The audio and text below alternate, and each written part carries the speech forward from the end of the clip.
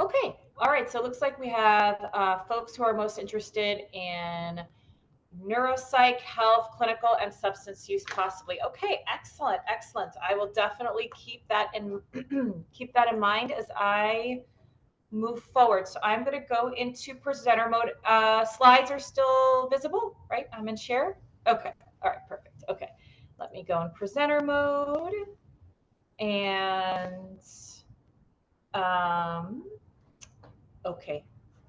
I hold on one second. Sorry, I had somehow moved it to a different screen earlier. So let me just switch something real quick. If worst case scenario, I'll move the camera so my gaze matches. No big deal. Okay, let's see what happens now. Okay, not a problem. I'll just move the camera here so my gaze matches and it's not too sort of disorienting. Okay. All right, so let's talk a little bit about today's objectives. Um, so we'll talk a little bit about the history of the American Board of Professional Psychology, including the mission and value statement. We will explain the benefits of board certification, including enhanced competence and demonstration of subspecialty practice. I'll provide an overview of the board certification process, as well as available resources, and discuss the importance of promoting diversity in professional boards. And I'll, of course, speak to my own experiences in neuropsychology and the experiences I've come to learn about in those other subspecialties. And I also hope to spend some time at the end showing folks how to navigate the website to make it a little more user-friendly. Okay, so a little bit about the American Board of Professional Psychology. It is designed to serve the public, right, by promoting this provision of quality psychological services through examination and certification of professional psychologists. I just wanted to touch on the value statement. Board certification through ABPP provides peer and public recognition of demonstrated competence. And additionally, board certification through ABPP provides the professional with increased opportunities for growth, employability, mobility, and financial compensation. I will say, and it is important to touch upon, today's focus will be on the American Board of Professional Psychology, which is the board in professional psychology that is closely affiliated with the American Psychological Association, mostly in line with APA. However, there are other boards in which one could get board certification, which may be very consistent with their clinical practice. So, for example, sleep psychologists may opt for board certification through the Sleep Association or Sleep Society rather than board certification in health psychology. And that would be very consistent with that practice. Um, there are also other boards that might be similar in the subspecialty practice as a board under ABPP. So there are a few like neuropsychology boards, and it's just a personal choice of which board you may want to apply for and sit for. However, the American Board of Professional Psychology is the board that is most in line with the mission of the American Psychological Association. Any questions or thoughts related to that?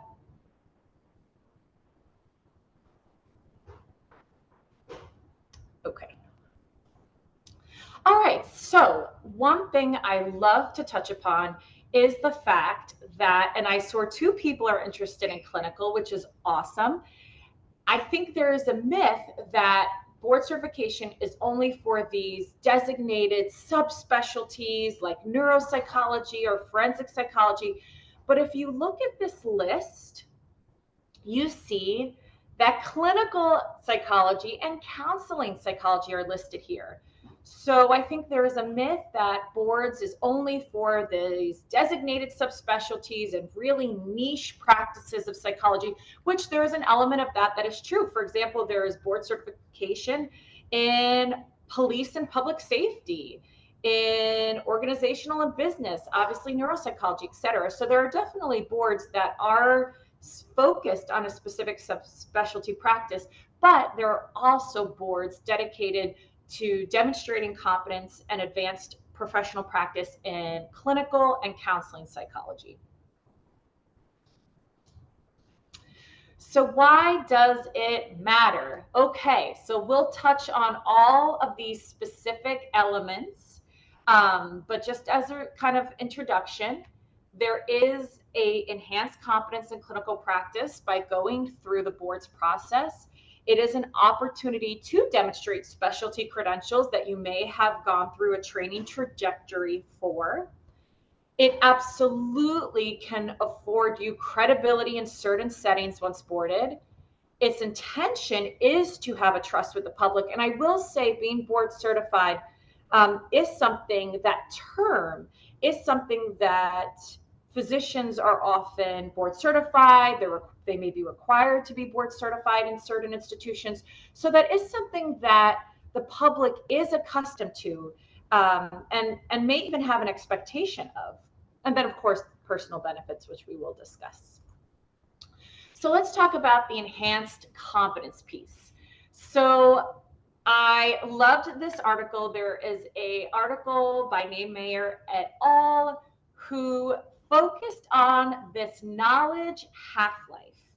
And that is essentially that within 7 to 10 years of practice, when someone is out the gate, they have finished their doctoral coursework and training and ABPP exam and what have you, where they have practiced and kind of with all things, held constant, that there's this knowledge half-life of their competency sort of being half of what they were within 10 years when compared to those who are continuously engaged in continuous education, or those who are still engaged in research or different activities. So this idea, and I think there are some areas of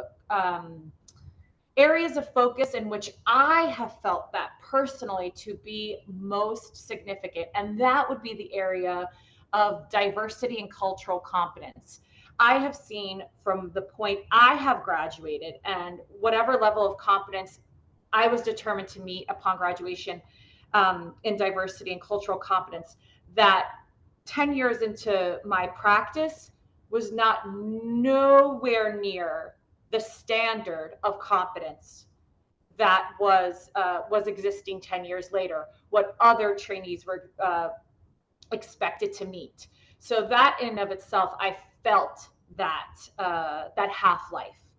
And so the idea of the board certification process being this review of subject matter and having a review of your practice, of your process, is making sure that you are meeting the profession-wide competencies as they stand is so important. The other thing mentioned in this article, and I think I get to it later in the presentation, is the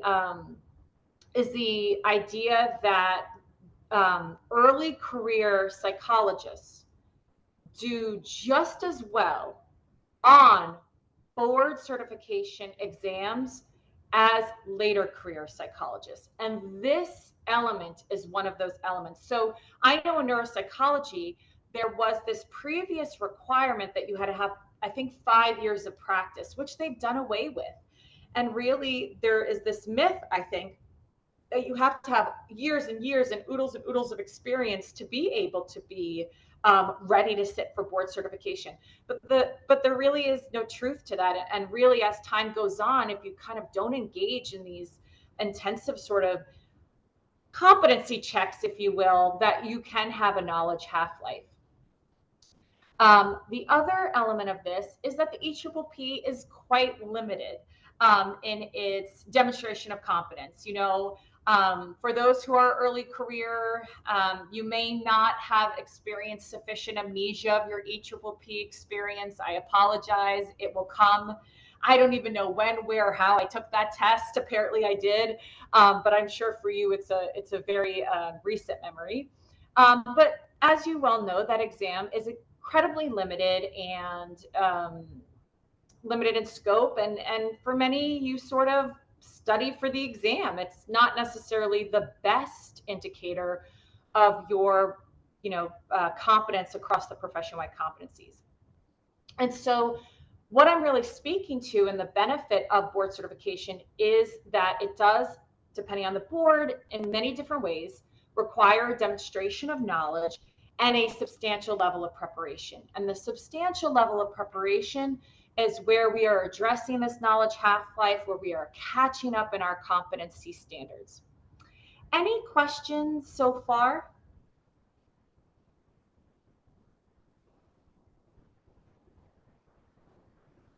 Are you guys still with me? Everything good from an audio visual perspective?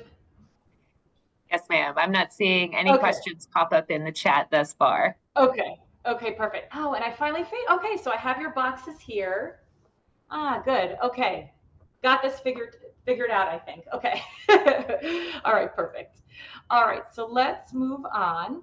Okay, so let's talk about the competency requirements. This will not be surprising, especially for those of you who may be more early career, because they are our foundational competencies, right? So through the board certification process, you will have to demonstrate the competencies of professionalism, reflective practice, self-assessment, self-care, scientific knowledge and methods, relationships, individual and cultural diversity, ethical legal standards and policy, interdisciplinary systems, and evidence-based practice. So this overlaps considerably with the profession-wide competencies you were trained within for your programs.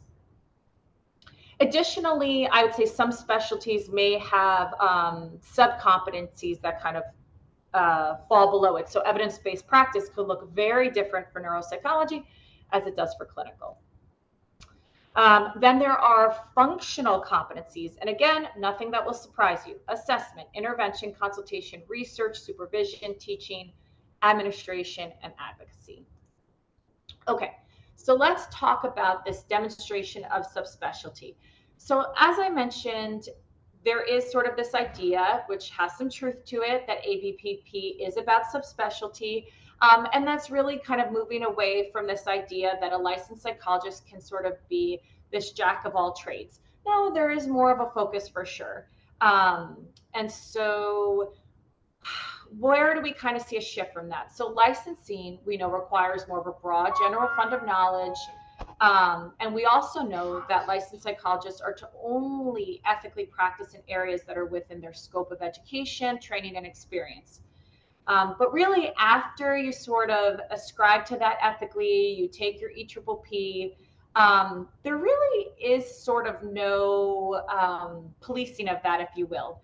So in some ways, the ABPP process is this opportunity to really demonstrate your subspecialty, this idea of this advanced training in a concentrated area of knowledge, skills, and attitudes, and to offer this idea to educate and protect the public that the profession does have this responsibility to exercise some authority over the process of subspecialty.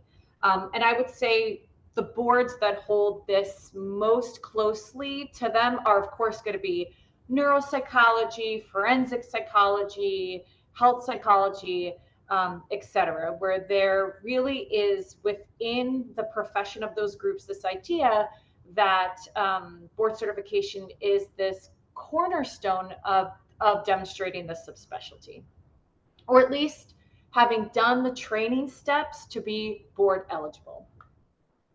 Any questions on that at all?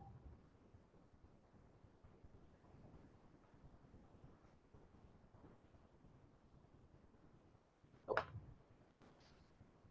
All right.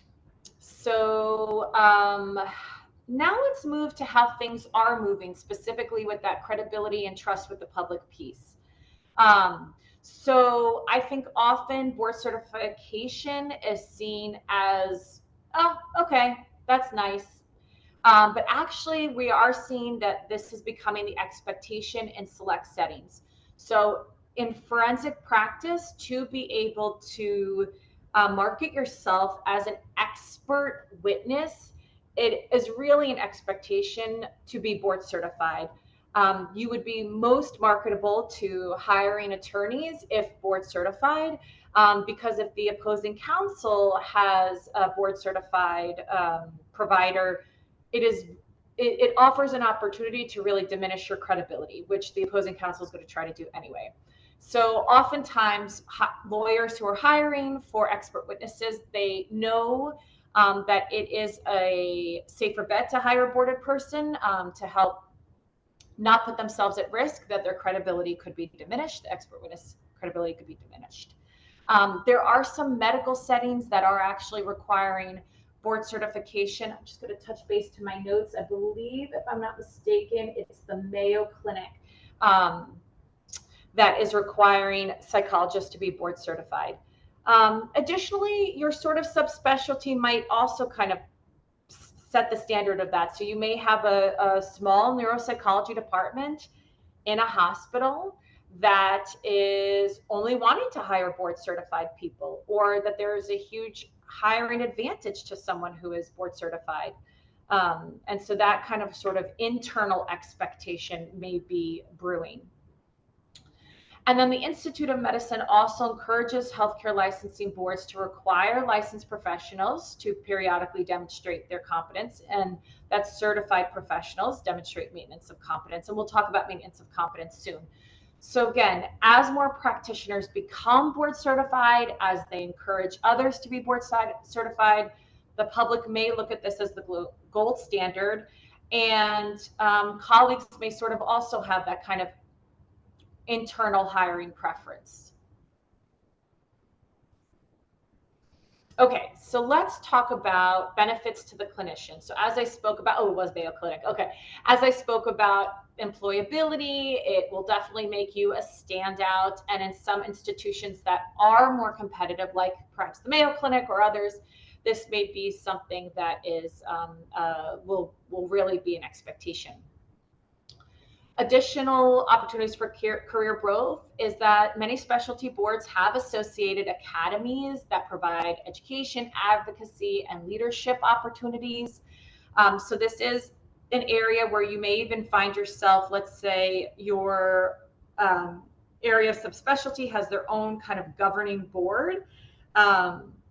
Like, for example, the American Board of Clinical Neuropsychology, even though ABPP is the one that still manages the board's process, there is this academy for American Board of Clinical Neuropsychology, ABCN. And within that is leadership positions, and those individuals are engaged in advocacy. And they're also really setting the standards of training. Right now, the neuropsychology community is actively engaged in a process to update training standards, affectionately known as the Houston Conference Guidelines. And so this board is heavily involved in discussion with that process. Of course, immediate pay increase by DOD and VA. So my understanding is that everyone on the line is VA. Okay, so I could talk in steps. Okay, good.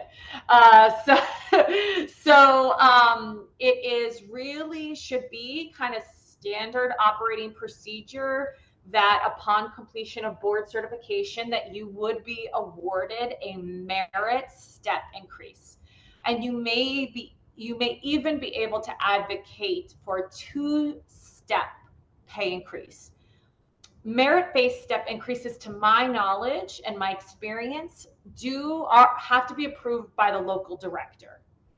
But it is board certification in a subspecialty of psychology is sort of on the list of kind of standard merit-based step increases. So you should not have too much difficulty being awarded at least a 1-step pay increase. And if you can advocate for 2-step pay increase based on other achievements, so the board certification and other achievements, you may even be able to be awarded a 2-step pay increase. But a 1-step should be pretty standard. And I believe that is also the same case in DOD. Additionally, and I can really speak to this, having observed this, the listserv is, so there's a listserv that accompanies most academies and groups. I'm sure you're all on some listservs. But I will say that the listserv most closely aligned with the American Board of Clinical Neuropsychology. There are referrals and opportunities for people to receive referrals constantly, almost daily. Someone asking, hey, is there anyone in XYZ town, or someone that may speak a certain language or have a certain specialty area, would love to send you this patient, need someone in here, need someone there. And so it really does open up a referral source in a pretty significant way. Additionally, your name does go on the ABPP website for the public to search for if they are specifically looking for a board certified neuropsychologist in their local area. So again, if they're sort of guided to, hey, just look up someone on this website, you would be listed, as well as your practice address and practice phone number.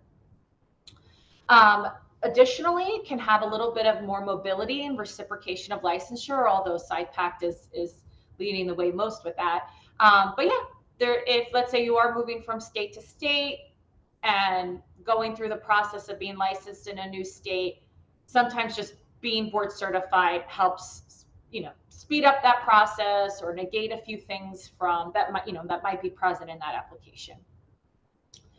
I touched on this a little bit about the listserv, but I cannot speak to this enough, how the board certification process can really open up a professional community to you.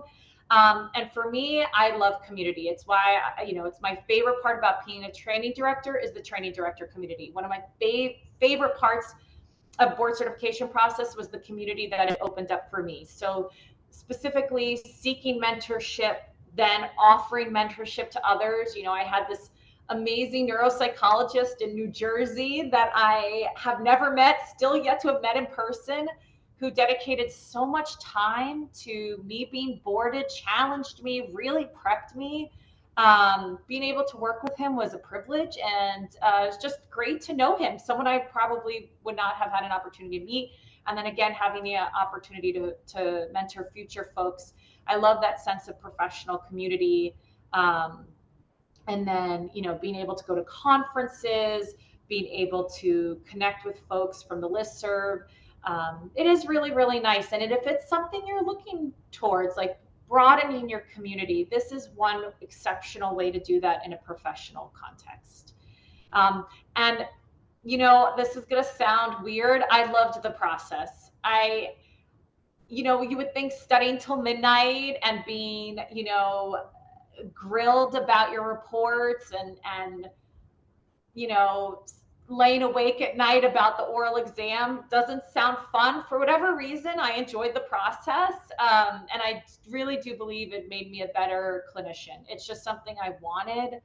And I wanted to meet that goal, but in the end, I learned so much from the process. So in neuropsychology, you have to study for a written exam. And I will say studying for that exam filled gaps for me. There were things I read where I was like, I'm pretty sure I should know this already. Or somehow I've read it for the 200th time. And I'm like, oh, that's what that means. Like it finally clicked. Being able to have a discerning eye on my reports, have others give me feedback on my reports, made my reports better. And then preparing for the oral exam, having to review ethics, having to develop a confidence in my competence. I am really grateful for the process in the end. And I think it was the biggest thing I took away. Any questions so far? So I just want to kind of throw this out there a little bit. I know you spoke to that collegial networking that was available for neuropsychology. Do you feel like there is that same collegiality for all of the subspecialties within the listserv, within the communities? What are your Yes, I would imagine so, especially here, I'll move this camera. So especially I would say if I was going to be a guess, I would say all of them, but I could see that so in a prevalent way, like forensically. I can only imagine the forensic listserv and how people are trying to support each other through difficult legal situations, I often see forensic legal questions on the listservs because it's very typical for boarded neuropsychologists to be expert witnesses, and also for people to be double boarded, forensics and neuropsych. If that is what they want their career to be, like being an expert witness, that is definitely a path they could take. But I will also say, from my review of the ABPP listserv, I saw, and I'll touch on this in a little bit, I saw mentorship opportunities in almost all the boards I looked at, because ABPP really wants folks to be engaged in the board certification process. And so I would say, my guess would be that there is this opportunity for community amongst all the subspecialty boards. Beautiful, thank you. Absolutely. I saw an engagement question. What interests you about board certification? So I'll touch on that now. So as a neuropsychology trainee, I was brainwashed that board certification was what had to happen. I'm sure my neuropsychers on the line can relate to that. I will say that every step I took along the way in my training was to be board eligible. So I don't know if I had a lot of opportunity to really develop my own interest. But I think for me, if I really try to take that step out, for me, it's very important to me to be the best provider and clinician I can be. And I think that is what looking back now, what I did appreciate about board certification. It stretched me and challenged me and filled in the gaps. And so in the end, I'm grateful for that. But I am, a member of the cult of neuropsychologists who brainwash. Yes, that is the truth. All right. Let me shift this back over. Okay, perfect. All right, so go on. Okay, so let's talk about just some additional kind of fringe benefits. So there's free ethics consultation from the ABPP, free CEs. I know for Psychology Appreciation Week or Psychology Week, so happy Psychology Week, everyone. I know the ABPP did provide free access to ethics CEs. So if anyone didn't get that email, I'm happy to forward it. But I do know for sure, for a short time, the next week or two, or maybe through sometime in May, you will have access to free ethics CEs through the ABPP. So I would recommend that, especially for those who might have licensure coming up, any Floridians. This would be great to just get some free ethics CEs. Additionally, when you complete ABPP, you are actually awarded 32 CEs for the process. And I think 1 hour counts as ethics.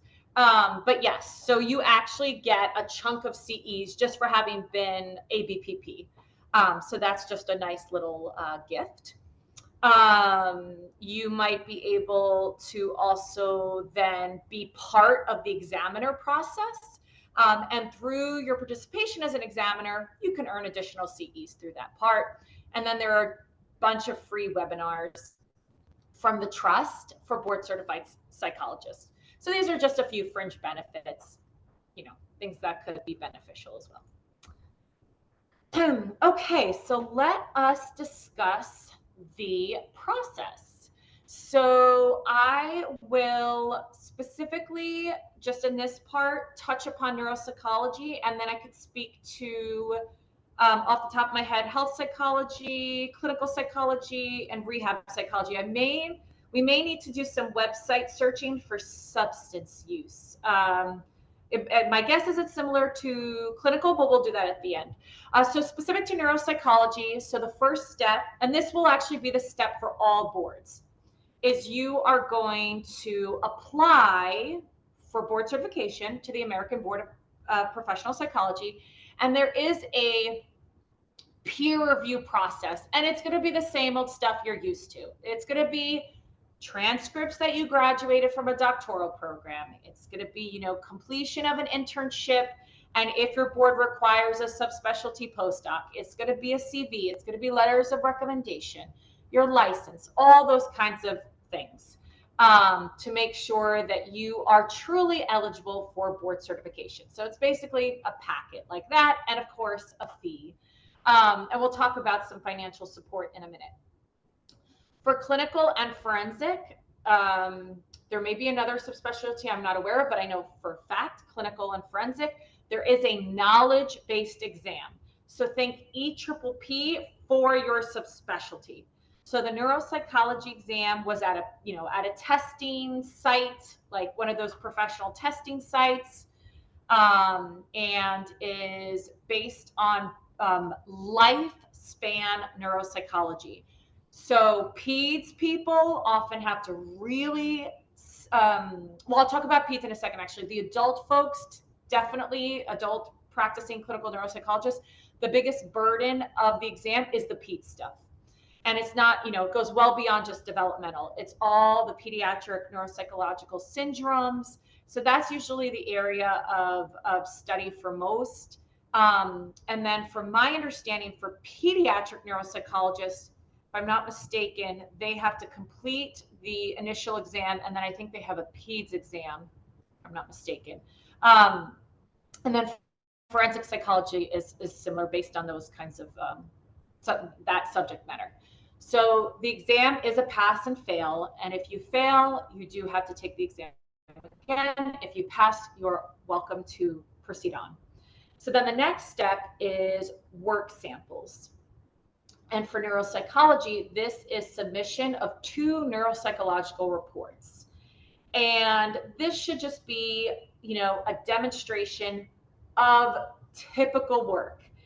One rule of thumb for the neuropsychers on the line, this is not the time to present a sample of the exotic and overly complex, because you do not want to put yourself in a position where your summary and conclusions is implausible. So this is the time to submit samples that are of your typical work. Cases where your summary and a conclusion are the most plausible, thoughts. I do know they like to see some element of diversity in your work samples, meaning different diagnoses, different patient population. However, if your work is specifically in a movement disorders clinic and you only see patients with movement disorders, it is probably going to be quite difficult for you to have 2 different work samples. And that is something you can explain in a cover letter if you're in a memory disorders clinic, etc. But yes, so this is kind of your typical. So I chose cases that were very much my bread and butter. A case with someone who had a stroke, and a case with someone who had another, kind of sort of cerebral vascular related event, but it was different than a stroke. And that was really a case in which during the defense of those samples, I felt home. I felt like this was my bread and butter. And then we shift to the oral examination. So the oral examination is 3 hours. And I'll just go in the order I had, but the order could be jumbled up. So the first hour is a ethics and professional practice discussion. So I was provided an extensive vignette that was fraught with ethical violations, and I was expected to identify all the ethical violations. I didn't need to know, per 4.02, but I needed to be able to say, this is inadequate supervision of a trainee. This is inappropriate delegation. This person is not providing feedback. So to speak to those ethical violations in that manner. I then spoke about my practice, my general practice, and just showing that I was really engaged in the work of being a clinical neuropsychologist. Now, I haven't done research since my dissertation, and that was not held against me, right? You can't be everything. But I was able to show that I was practicing clinically, that I was very involved in training and involved in leadership. And that was great to be able to speak to. It was very enjoyable to speak to. You then go into, I went into defense of my work samples. So the examiner had my samples and a list of questions, raring to go. Everything was fair. I never felt I was given an unfair question ever. I will say this is something I definitely practiced with a lot of people I respected. So I probably had 6, maybe more, boarded neuropsychologists review my reports and prepare questions for me. And that was the best preparation in the world. But honestly, they were harder than the examiner. The questions were so incredibly fair. And then the last hour was a fact finding exercise. And so, for those who are unfamiliar, a fact finding exercise is when you are given very basic demographic information of a patient, and you are expected to ask questions and ask for potential neuropsychological data in which to be able to fill in the blanks of the case and provide a clinical impression and recommendations. I found the case to be extremely fair. I was prepared for everything under the sun, the odd, the exotic, and I got something that is seen in a routine manner. And so this is the process for neuropsychology. Let me back up a little. I know for the other boards, the peer review, 100%. Knowledge base depends. Work samples, for my review of the different boards, work samples is pretty much required of all boards. For my health psychology folks in PCMHI, you can submit samples of brief health-focused work because that is your practice. So you can submit, if I'm not mistaken, for health psychology folks, two samples of a long-standing health psychology case. So maybe a case you did initial assessment for and SOAR 10, 12 sessions. That's not your model. You can submit 4 cases of brief models, and you would just explain in your cover letter, this is my practice. So please do not feel discouraged. If you are in a PCMHI context, you can absolutely be board certified in health psychology and provide those case samples. For clinical psychology, absolutely, you would be providing a work sample that is, addressing a mental health diagnosis that would be consistent with that practice. So, could be anything under the sun, really: anxiety, depression, PTSD, etc. And then, like I said, I'm least familiar with substance use, but I'll check it out for you after this is over. And then, from my understanding, all boards hold some kind of oral examination. Neuropsych is in person. I think some boards are virtual, some boards are in person. Neuropsych is in person. So I flew to Chicago, which is where the exam is, at the University of Illinois at Chicago, UIC, and just presented for the examination there. But I think some boards are continuing virtual to reduce the burden of cost.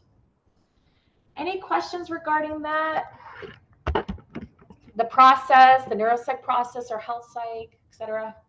We actually did have one question pop up in the chat from Dr. Jones, who wants to know, if we are fully virtual, is there an option to provide an audio recorded session, or does it have to be written work that we're no.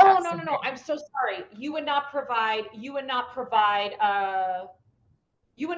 recording of sessions. You would provide a work sample.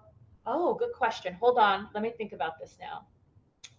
My understanding is that the samples are written explanations of the treatment.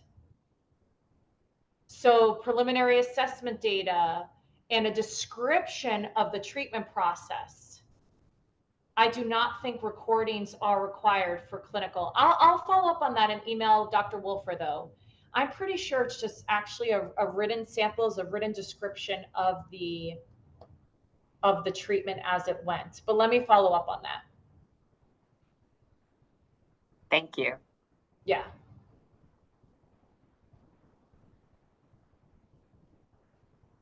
Okay, any other questions?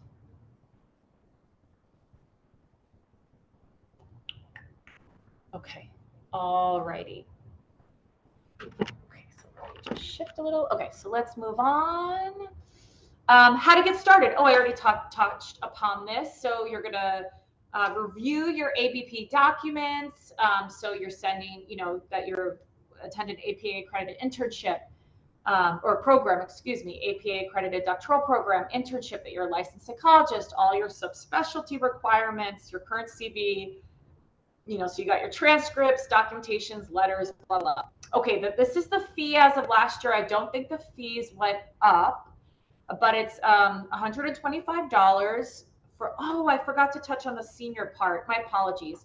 So for anyone who is in practice for 15 years or more, you would be considered a senior psychologist, and you would be able to bypass the peer review process. Well, you would submit, the basic documents, but likely to bypass several of these requirements. It just depends on the subspecialty board. And then early career psychologists, it is at a discount of $65. And then if you are still a trainee, so if there are any trainees on the line, it's $25.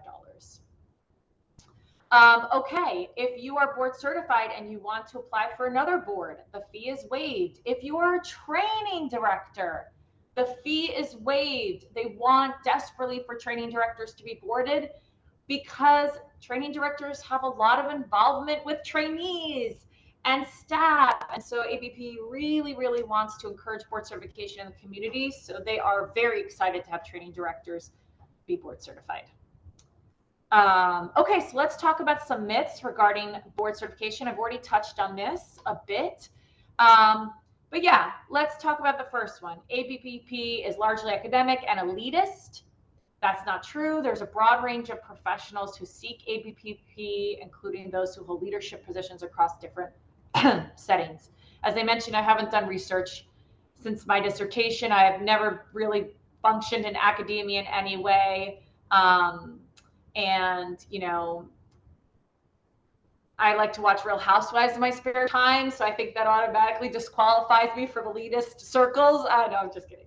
But so I would say please do not ascribe to this myth. The second myth: if one is licensed, there is no need for further evaluation of your abilities. And so, like I said, there's this growing interest for those to be board certified. And I will say, like, I hate to say this because this is where I feel like I never want the field to be hurting itself, but insurance companies are going to always look at a way to not pay.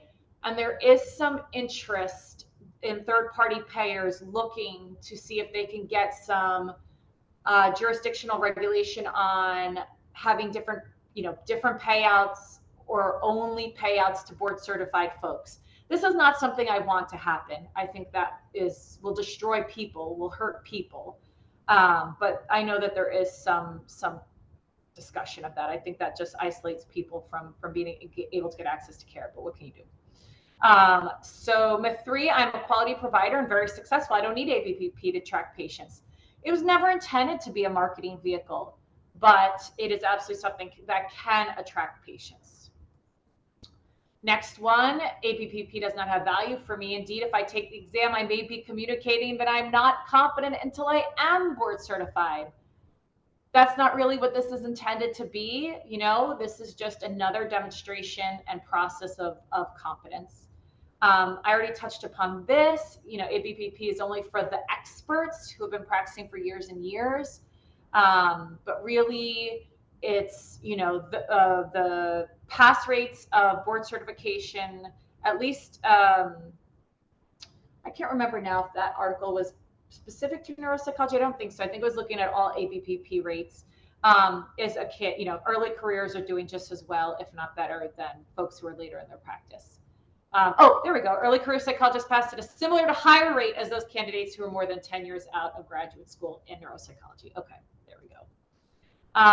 So let's talk about diversity related concerns. So ABPP specialists have improved in representation in certain aspects, especially regarding, identified gender. So 43% of identified females versus 34% in a previous survey.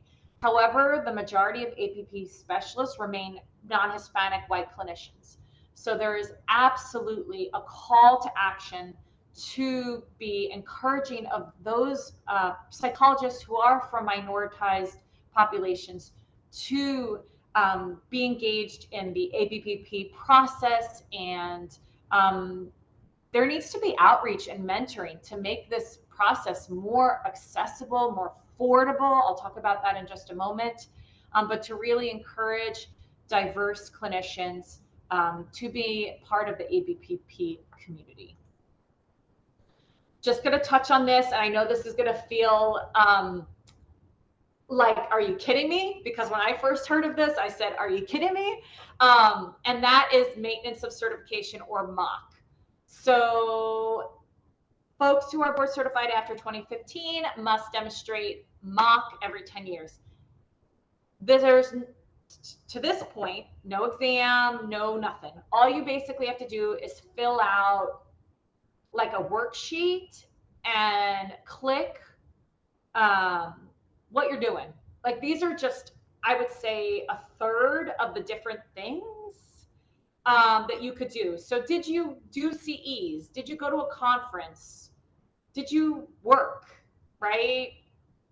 Then you are in the game, right? And it has to, I think, add up to like 100, but like, it's very, very simple. It's just basically something that was put in action to make sure that a board certified person is just still engaged in the field. But there are so many different ways to achieve MOC.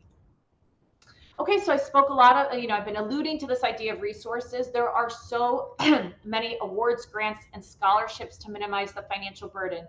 I was awarded a $1,000 scholarship just for being a training director. And so what did I use that money on? I used that money to sponsor my trip to Chicago. And that was incredibly beneficial. But there are, like I said, so much scholarship material. And the funny thing is, when I went to Chicago, in the like kind of waiting room, if you will, as we were all waiting for our first exam, they were strongly encouraging us to apply for scholarship. It was October when I tested, and there were unclaimed scholarships that I think would have been maybe swept, if you will, by the end of the year, and like re-upped for next year. So they were just like, please, please, please, if your institutions are not fully funding you, if you have not already been given a scholarship, please apply. So it's a very, easy process with a lot of support. And then I already spoke about mentorship communities, literature for successful completion of ABPP. So I will say, we're thinking also about myths. ABPP is a community that strongly wants to let you in and not keep you out. And whatever barriers there are, there is, hopefully ways to manage those barriers. And then at the end, you could keep calm, or you can't keep calm because you're board certified. It's such an exciting thing. All right, so I want to just do one more thing, and let's do clinical and substance use as promised. So let me just end this. So I'm going to open the website and just show you what I would do if I was about to apply for clinical, and then what I would do if I was about to apply for substance use. So let me go ahead and share my screen. Okay. Can everyone see this?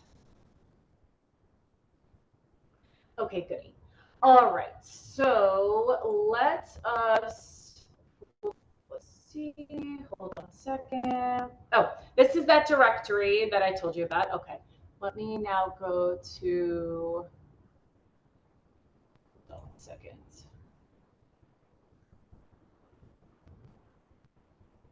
What am I doing here? hold on. Sorry. The website is not easy. That's, oh, here we go. Okay. So this is where we're gonna go. Okay. So here's all the subspecialty boards. There we go. So let's go to clinical real quick. Now, each subspecialty should have a examinee's manual, and in the examinee manual is where the requirements should be. So hold on, let me get to clinical here. So we should be in the clinical examinee manual. Okay, so ABCP, American Board of Clinical. So this should be your manual. I'm going to put this in the chat so it's easier for you all next time, because this website is not user friendly. That's why I wanted to share it. So this is your manual, clinical folks. Okay, it does have recordings. Okay, so there you go. You were right. Okay, so for clinical, it looks like you need, what do you need? You're going to need the description of the work you're engaged in, the evidence-based practice you engage in, how you provide consultation. Let's see. So you do need video recorded work samples. So the work sample must include 2 video recordings of clinical work, typically of at least 45 minutes duration. And let's see if there's any exceptions to this. They can't be the same patient. They must reflect different aspect of your practice. So my assumption is it can't be maybe 2 PE cases. It has to have some differentiation.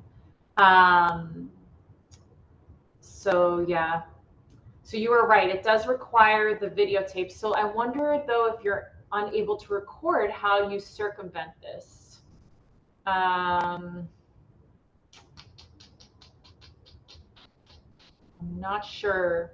So I guess my encouragement would be to just review this manual, carefully, and then reach out to them if you're in a practice area which you just cannot record. There may be some exceptions that I'm just unaware of. But this would be definitely the best place to look. And then now let's look for our substance use. It's addiction psychology. Oh, addiction. Sorry. Okay. Not a problem. Thank you for that clarification. Addiction. Oh, there we go. Okay, got it.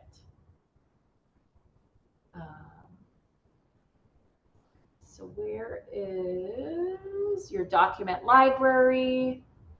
And again, we should have your ABAP exam manual. And let's see, for addiction psychology.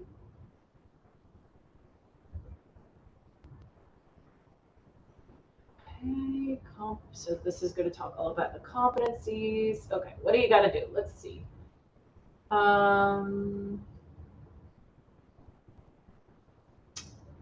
So there must be postdoctoral training in addiction.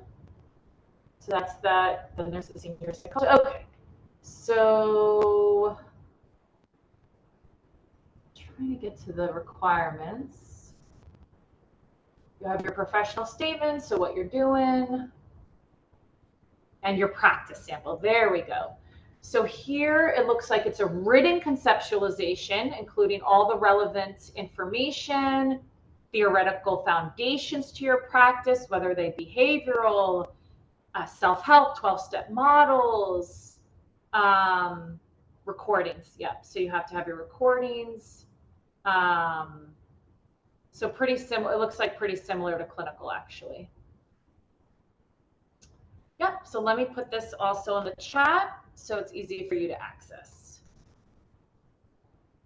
Okay. All right.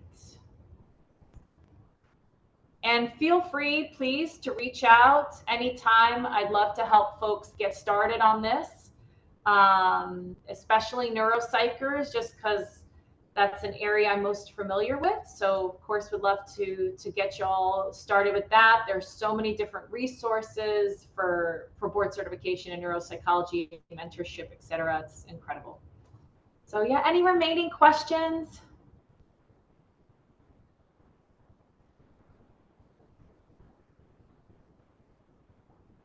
So it doesn't look like any questions remain, but I do know that we are at time. And so I will say, Dr. Weinberg, is it okay if people have questions for them to send you a message or to email you with any questions? Are you okay with that? Yes, anytime. And, happy to have a Teams call in the future, what have you. My goal is for everyone to feel like board certification is accessible to them and to be part of a community. Excellent. Okay. So I am going to go ahead and stop the recording. So